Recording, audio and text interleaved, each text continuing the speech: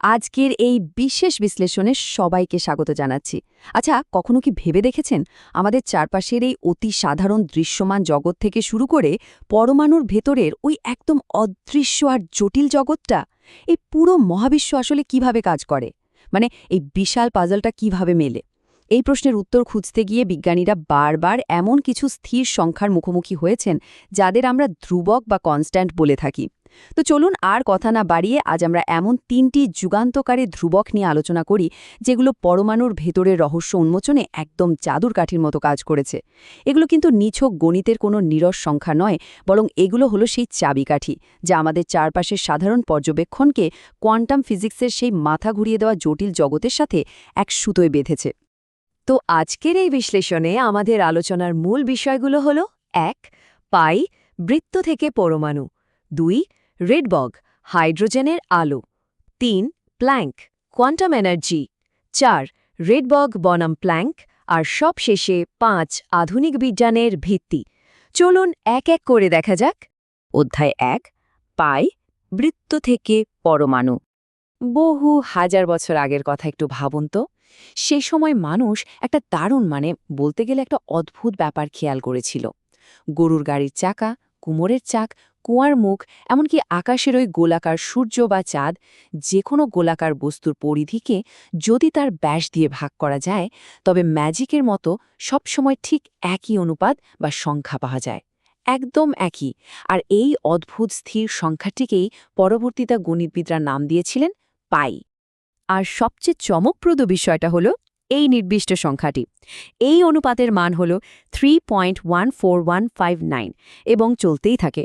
এটি এমন একটি অসীম সংখ্যা যা সেই প্রাচীন কাল থেকে শুরু করে আজকের দিনের বড় বড় বিজ্ঞানীদেরও রীতিমতো বিস্মৃত করে আসছে। এখন এই ধ্রুবকটি যে শুধু প্রাচীনকালের চাকা তৈরিতে আটকে আছে তা কিন্তু একেবারেই নয়। আমাদের বর্তমান আধুনিক জীবনের এর প্রভাব আসলে কতটা বিশাল তা ভাবলে সত্যি অবাক হতে হয়। চাকা বা গিয়ারের নকশা করা থেকে শুরু করে বড় বড় সেতু বা গোলাকার ভবন নির্মাণ, আমাদের মোবাইল ফোনের অ্যান্টেনা, স্যাটেলাইটের কক্ষপথ নির্ধারণ, এমনকি কারেন্টের এসি সার্কিটের তরঙ্গ বিশ্লেষণেও এই পায়ের ব্যবহার একেবারেই অপরিহার্য। পাই ছাড়া আধুনিক দুনিয়া কল্পনাই করা যায় না।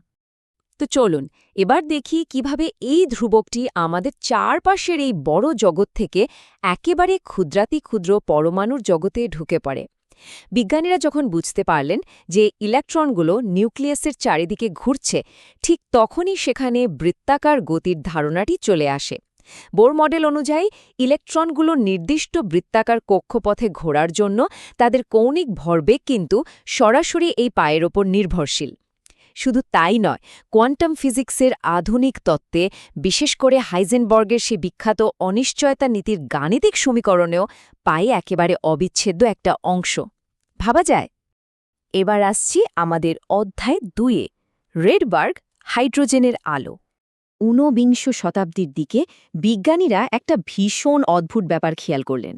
যখন হাইড্রোজেন গ্যাসের ভেতর দিয়ে বিদ্যুৎ প্রবাহিত করা হয়, তখন গ্যাসটা সুন্দর জ্বলজ্বল করে ওঠে ঠিকই, কিন্তু সেখান থেকে সব রঙের আলো বের হয় না। কিন্তু কেন? কেন সব রঙের আলো বের হচ্ছে না? এটা ছিল সেই সময়ের সবচেয়ে বড় এবং কৌতূহলোদ্দীপক প্রশ্নগুলোর একটি। বিজ্ঞানীরা পরীক্ষা করে দেখলেন যে একটানা পুরো বর্ণালীর বদলে সেখানে কেবল নির্দিষ্ট কিছু রঙের রেখা, স্পেকট্রাল লাইন দেখা যাচ্ছে, যেমন লাল, নীল, সবুজ এবং বেগুনি। এর সোজা অর্থ হল পরমাণুর ভেতরে থাকা ইলেকট্রনগুলো চাইলেই কিন্তু যে কোনো পরিমাণ শক্তি গ্রহণ বা বর্জন করতে পারে না। ওদের একটা নির্দিষ্ট নিয়ম মেনে চলতে হয়। আর এই জট পাকানো রহস্যের চমৎকার সমাধান করেন সুইডিশ বিজ্ঞানী জোহানেস রিডবার্গ। তিনি এই রেখাগুলোর তরঙ্গদৈর্ঘ্য বিশ্লেষণ করে একটা অসাধারণ সূত্র বের করেন, যেখানে তিনি এই রিডবার্গ ধ্রুবক ব্যবহার করেন। এখান থেকে বিজ্ঞানীরা প্রথম পরিষ্কারভাবে বুঝতে পারলেন যে ইলেকট্রনগুলো পরমাণুর ভেতরে একদম নির্দিষ্ট কিছু শক্তি স্তরে থাকে। আর যখন তারা এক স্তর থেকে অন্য স্তরে লাফ দেয়, ঠিক তখনই একটা নির্দিষ্ট তরঙ্গদৈর্ঘ্য বা নির্দিষ্ট রঙের আলো বেরিয়ে আসে। সত্যি বলতে এই যুগান্তকারী আবিষ্কারটি পরবর্তীতে বোর মডেলের মূল ভিত্তি তৈরি করে দিয়েছিল। আজকের দিনে এই রিডবার্গ ধ্রুবকের ব্যবহার কতটা বিস্তৃত তা জানলে আপনারা চমকে যাবেন। ইনফ্রারেড, ভিজিবল এবং অতিবেগুনি রশ্মি বিশ্লেষণে এটি দারুণভাবে কাজ করে। মহাকাশের অনেক গভীরে থাকা নক্ষত্রের রাসায়নিক গঠন কী সেটা নির্ণয় করা থেকে শুরু করে আধুনিক জ্যোতির্বিজ্ঞান, স্পেকট্রোস্কোপি, গ্যাস বিশ্লেষণ, এমনকি আজকের দিনের অত্যাধুনিক লেজার প্রযুক্তিতেও এই ধ্রুবকটি একটি অত্যন্ত শক্তিশালী হাতিয়ার হিসেবে কাজ করছে। চলে যাচ্ছি অধ্যায় ৩-এ, প্ল্যাঙ্ক এবং কোয়ান্টাম এনার্জি। ১৯ শতকের শেষের দিকের কথা। বিজ্ঞানীরা তখন ব্ল্যাক বডি বা কৃষ্ণ বস্তু নিয়ে খুব মাথা ঘামাচ্ছিলেন। সহজ কথায় ব্ল্যাক বডি হলো এমন একটা বস্তু যা সব ধরনের তাপ শুষে নেয় আর পরে তা বিকিরণ বা রেডিয়েশন আকারে বের করে দেয়। যেমন ধরুন খুব গরম একটা লোহার টুকরো কিংবা আমাদের সূর্য। তো বিজ্ঞানীদের মনে প্রশ্ন জাগল, একটা ব্ল্যাক বডিকে যদি প্রচণ্ড তীব্রভাবে উত্তপ্ত করা হয় তাহলে আসলে ঠিক কী ঘটবে। বাস্তবে পরীক্ষা করে দেখা গেল তাপমাত্রা বাড়ানোর সাথে সাথে বস্তুটার রঙের বেশ মজাদার একটা পরিবর্তন হচ্ছে। প্রথমে সেটা লাল হয়, এরপর আরও গরম করলে হলুদ, তারপর সাদা, আর সবশেষে একদম নীলচে একটা রূপ ধারণ করে। কিন্তু গণ্ডগোলটা বাঁধল পুরনো পদার্থবিদ্যার হিসেবে গিয়ে। তখনকার ক্লাসিক্যাল থিওরি অনুযায়ী তাপমাত্রা বাড়ার সাথে সাথে উচ্চ কম্পাঙ্কে, বিশেষ করে অতিবেগুনি বা আল্ট্রাভায়োলেট অঞ্চলে অসীম পরিমাণ শক্তি বের হওয়ার কথা, মানে আনলিমিটেড এনার্জি। বিজ্ঞানীরা তো পুরো বিভ্রান্ত হয়ে পড়লেন, কারণ এই পুরনো তত্ত্ব সত্যি হলে সাধারণ একটা ওভেনও পুরো পৃথিবীকে পুড়িয়ে ছাই করে দেওয়ার মতো শক্তি নির্গত করতে পারত। কিন্তু বাস্তবে তো তা একেবারেই হচ্ছিল না। তত্ত্ব বলছে অসীম শক্তি, অথচ বাস্তবে তা খুবই সীমিত। বিজ্ঞানের ইতিহাসে এই চরম সংকটময় অবস্থাটিকেই বলা হয় আল্ট্রাভায়োলেট ক্যাটাস্ট্রফি বা অতিবেগুনি বিপর্যয়। তো ব্যাপারটা দাঁড়াচ্ছে এই যে পুরনো ফিজিক্স এখানে ডাহা ফেল মেরেছিল, আর ঠিক এই মহাবিপর্যয় থেকে বিজ্ঞানকে উদ্ধার করতে ত্রাতা হয়ে এলেন জার্মান বিজ্ঞানী ম্যাক্স প্ল্যাঙ্ক। তিনি একেবারে মাথা ঘুরিয়ে দেয়া একটা ধারণা দিলেন। শক্তি আসলে কোনো অবিচ্ছিন্ন স্রোতের মতো একটানা নির্গত হয় না, বরং শক্তি বের হয় ছোট ছোট আলাদা আলাদা প্যাকেট আকারে। তিনি এই শক্তির প্যাকেটগুলোর নাম দিলেন কোয়ান্টা। প্ল্যাঙ্কের সূত্র আমাদের বোঝালো যে উচ্চ কম্পাঙ্কের জন্য বড় এনার্জি প্যাকেটের দরকার হয়, আর একটা উত্তপ্ত বস্তু চাইলেই অসীম সংখ্যক বড় এনার্জি প্যাকেট তৈরি করতে পারে না, এটা অসম্ভব।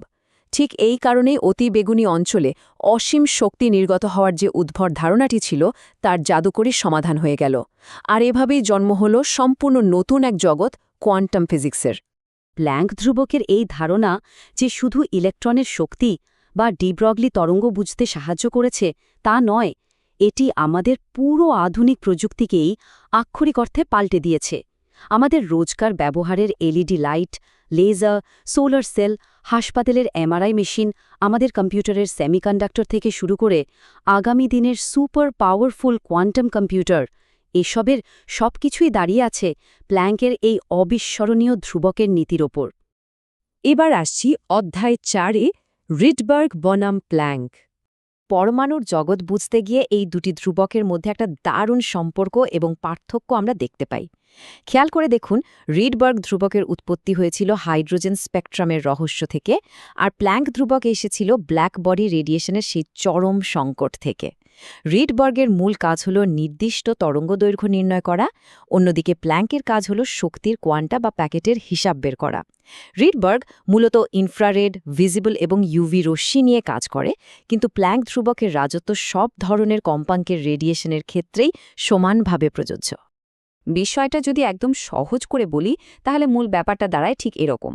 একদিকে রিডবার্গ ধ্রুবক আমাদের বলে দিচ্ছে ইলেকট্রন ঠিক কোন আলোটা নির্গত করবে, অর্থাৎ এটি বর্ণালী রেখা বা আলোর ম্যাপ তৈরি করে। অন্যদিকে প্ল্যাঙ্ক ধ্রুবক আমাদের বলছে সেই আলোটার মধ্যে ঠিক কতটুকু শক্তি জমা আছে, অর্থাৎ এটি শক্তির একদম নিখুঁত পরিমাপ দেয়। এই দুটো দুর্দান্ত ধারণা একসাথে মিলেই মূলত পরমাণুর আধুনিক কাঠামোর পুরো রহস্যটাকে আমাদের সামনে দিনের আলোর মতো পরিষ্কার করে দিয়েছে। আমাদের শেষ অংশ, অধ্যায় ৫, আধুনিক বিজ্ঞানের ভিত্তি। আমাদের আজকের এই পুরো রোমাঞ্চকর জার্নিটাকে যদি এক সুতোয় গাঁথি তাহলে কথাটা ঠিক এমন দাঁড়ায়। বৃত্তের রহস্য থেকে পাই, আলোর রেখা থেকে রিডবার্গ, আর ব্ল্যাক বডির সংকট থেকে প্ল্যাঙ্ক। এই তিনটি মহান ধ্রুবকই আধুনিক পরমাণু বিজ্ঞানের শক্ত ভিত গড়ে তুলেছে। সেই প্রাচীনকালের সাধারণ জ্যামিতি থেকে শুরু করে মহাজাগতিক বিকিরণের গভীর রহস্য সব কিছুর মূলেই কিন্তু চমৎকারভাবে ছড়িয়ে আছে এই ধ্রুবকগুলো। এই ৩টি ধ্রুবক তো আমাদের পরমাণুর ভেতরের ওই ছোট্ট জগৎটার সাথে পরিচয় করিয়ে দিল, কিন্তু মহাবিশ্ব তো বিশাল, এর রহস্য তো একেবারেই অসীম। পরমাণুর ভিত্তি আমরা বুঝলাম, কিন্তু একটু ভেবে দেখুন তো, মহাবিশ্বের ওই অতল গভীর অন্ধকারে এমন আরও কত অজানা অদ্ভুত ধ্রুবক লুকিয়ে আছে, যা হয়তো অদূর ভবিষ্যতে আমাদের পুরো বিজ্ঞান জগৎকে আবার নতুন করে পাল্টে দেবে। ভাবতেই গায়ে কাটা দেয়, তাই না? আজকের এই বিশ্লেষণটি আমরা এখানেই শেষ করছি, তবে নতুন কিছু জানার আর অবাক হওয়ার এই আনন্দ চলতেই থাকুক।